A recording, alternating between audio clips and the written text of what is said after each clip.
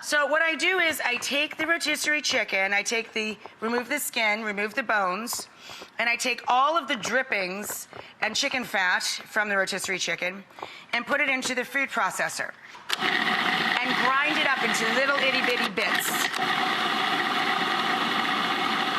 So instead of a big ball of bread, we're going to make a dumpling that's mostly chicken. So I put the breadcrumbs, about a cup, maybe a little over, in a dish, and I soak them in milk. And you let that absorb to keep them nice and moist. And then you just kind of fluff them up with your fingers and add them into the larger dish of all that ground chicken. We're going to add 2 large eggs. We're going to add about a half a cup, a big old handful of parsley. Then we're going to put our grater right over the bowl, grate in a few fat cloves of garlic. Let's flip this around so I can put a little nutmeg in there.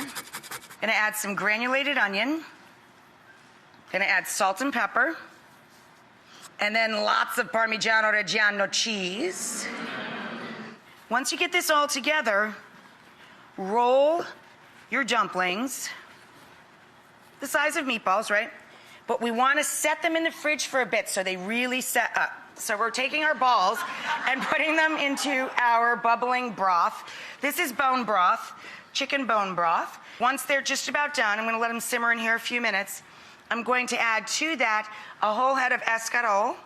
And I just cut the stems off, give it a soak in the sink, dry it off, and shred it up. And then we're going to add the juice of a lemon. The egg noodles are about 45 seconds from being done. They're going to have what's called carryover cooking.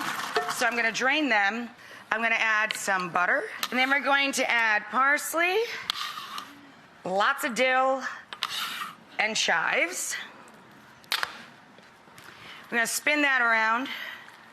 Okay, then we take our herbaceous beauties and put them in the bowl.